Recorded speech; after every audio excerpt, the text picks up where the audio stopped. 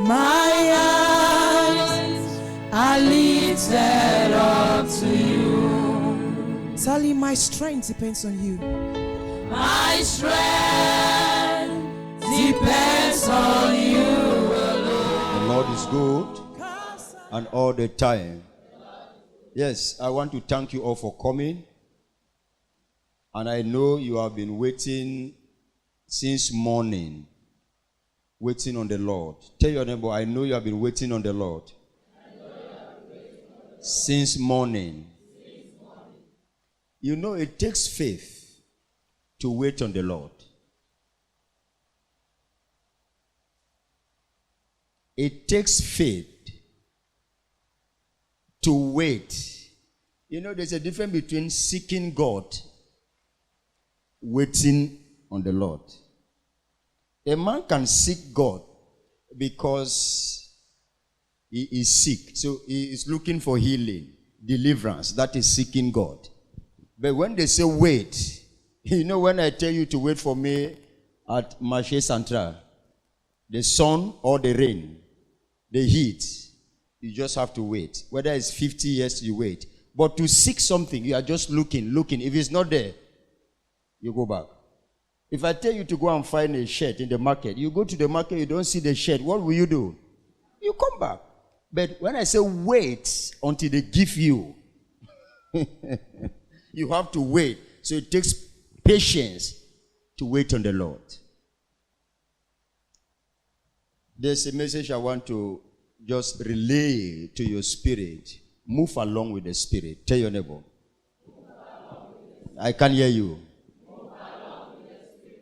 When God gave you spirit of revelation, spirit when you just became a new convert, because he's a good man, gave it to you. And later on you fell from grace and you are not in the spirit again. And you say, no, I believe I'm in the spirit because I can still see vision. That was a gift. It's still in you. When God gives you, you cannot take it. Just like I've given this man, I cannot take back this thing. Right?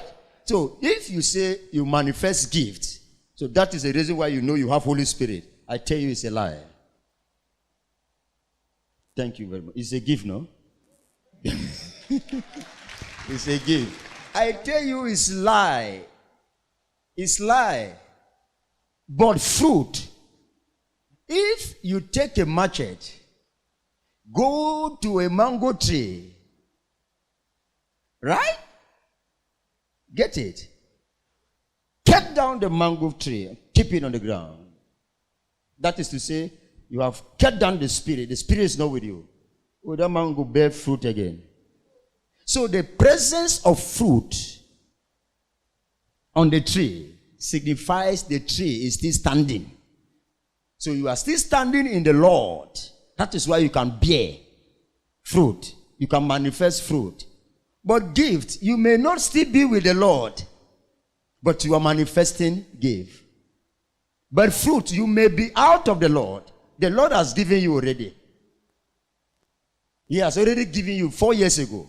And now you are not in the spirit. But you can still heal people. Yes, it happens. You heal. Because it was a gift that he gave to you. But when it comes to fruit, the moment you are not in the spirit, the fruits of the Holy Spirit stop manifesting. Because no tree or no fruit can stand without a tree. So anywhere you see fruit, no, a tree is carrying the fruit. So, do you still have Spirit of God? Ask yourself that question. Are you having the Spirit of God? So, you may be hot in prayer, but you don't have Holy Spirit. You may be so vibrant in prayer, but no Holy Spirit. You may be so gifted in visions, in healing, in deliverance, in counseling, but no Holy Spirit. No Holy Spirit.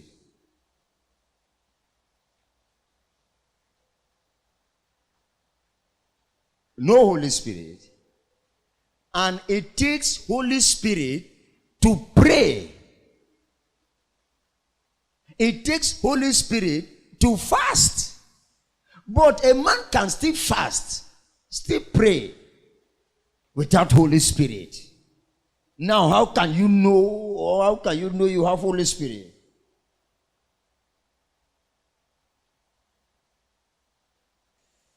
If you have Holy Spirit, my people, you will see yourself loving right to those who don't want you to live in this world.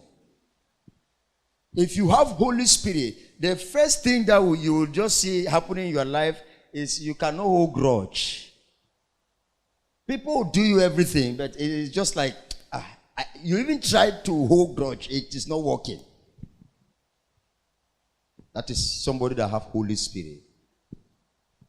You even try to be like, let me do back to this person what the person did to me.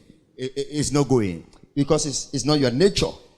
Your nature is spirit. Your nature is love, the fruit of the Spirit.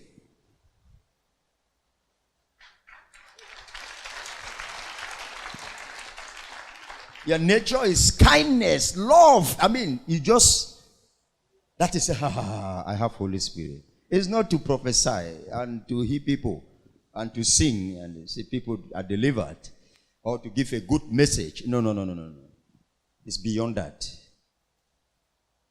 You know, it takes faith to accept something you don't see to lead you. Something you don't see to lead you. It takes faith.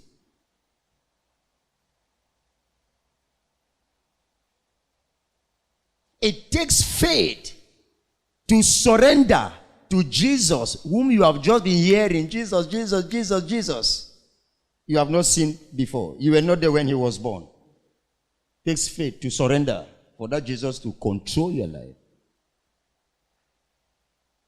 When you move along with the Spirit, you will know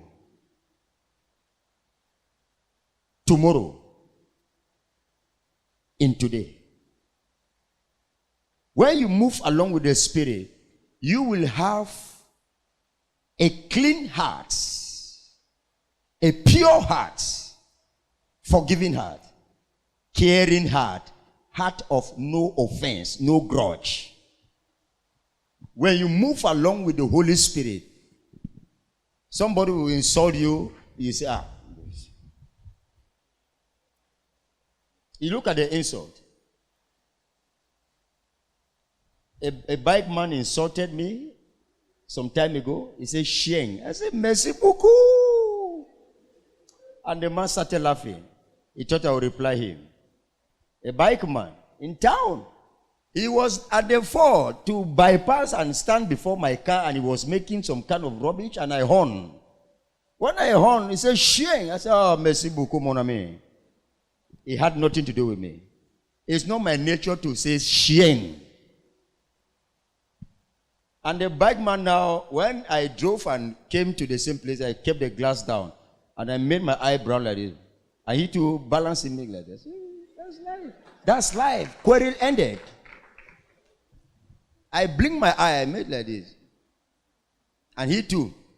And that was all. The whole matter died out. When you have Holy Spirit, you don't retaliate. Tell your neighbor. I can't hear you. You don't retaliate. You leave it for God. They say you will not make it. Even your job site, you say, no, what is your own? I thank the ball. Leave it for God. When you leave your matters for God, the ordinary man will see you so foolish and reluctant to react. But it becomes so wise and confusing in the camp of the devil. When you leave your matter for God, they want you to retaliate. You leave it for God. You leave it for God. An ordinary man will see you as you are not powerful enough. You are reluctant to react. You are foolish. But no, a wise man does not act when men want him to act. Let me tell you something. There's a difference between reaction and action. Reactions are meant for babies. Actions are meant for mature men. Tell your neighbor.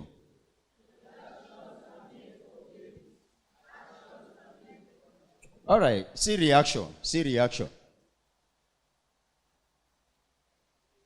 Boy, at the same time, you too. Boy.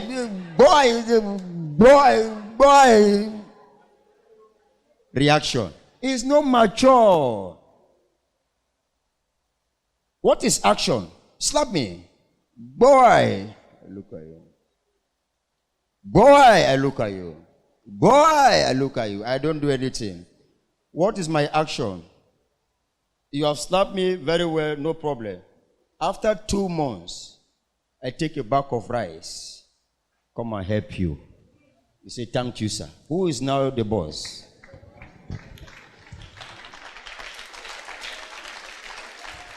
That is life. That is life. Christians react. Christians are not to react. Christians are to act. Tell your neighbor. I can't hear you. Are not to react. Christians are to act.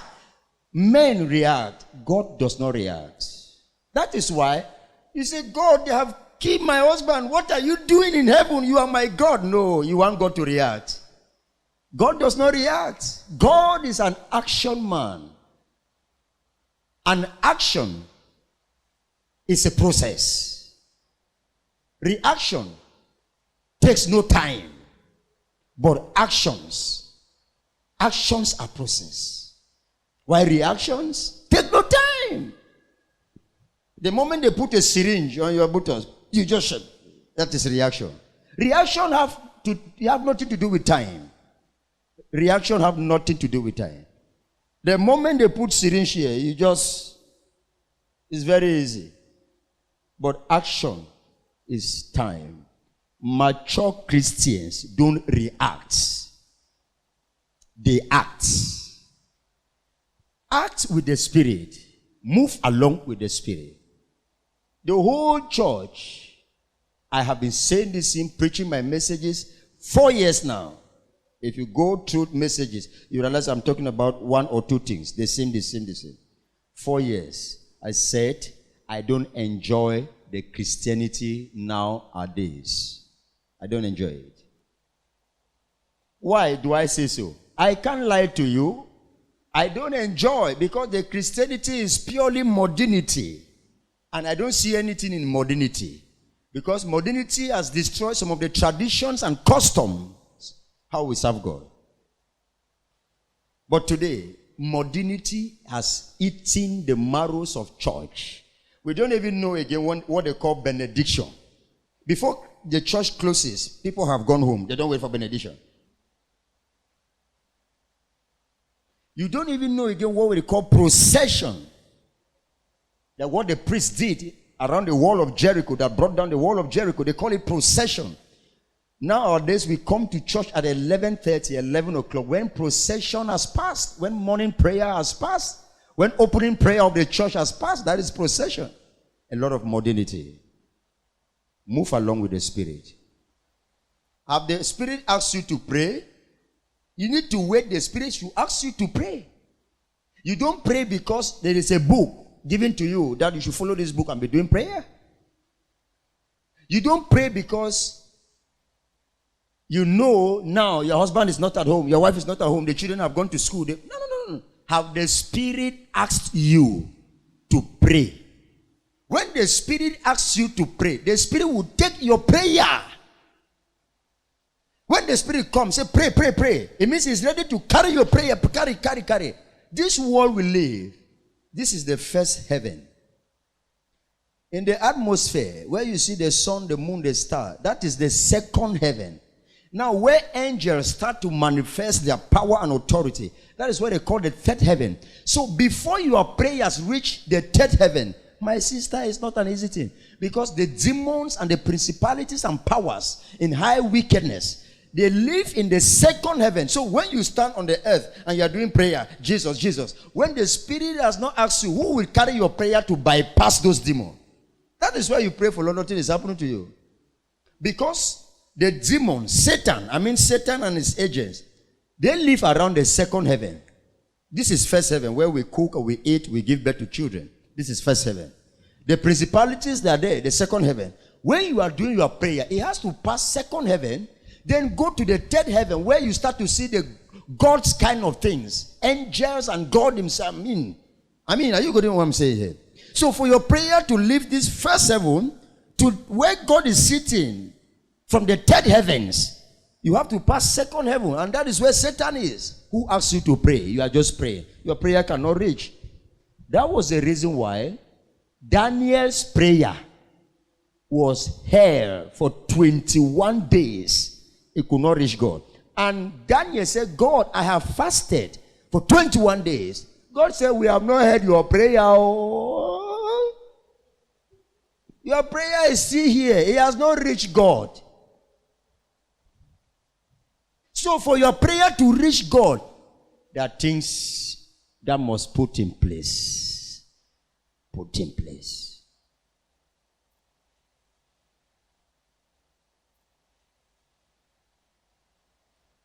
Remember, Daniel fasted. He was not just ordinary man of God. Daniel was a strong man of God. Daniel was strong. Even lions feared Daniel. But his prayer, they stop it at the second heaven. Stop it. Many of your prayers have been stopped. They stop it. Your contracts have been stopped. Your marriages have been stopped. Even your ministry life, your gifts of power to heal people, you have stopped. God has given you ever since, but he have stopped. He has not come. They have hold it. They have hold it. Move along with spirit. When the spirit touches you, that pray. It means the spirit is ready to carry your prayer, bypass those demons, and begin to tell them, lift. And carry your prayer to God. And leave it on his throne. Then God will say, oh, okay. Take the result. The same spirit will take the result, bypass those demons in the second heaven, come back on earth and say, take your answer. That is life.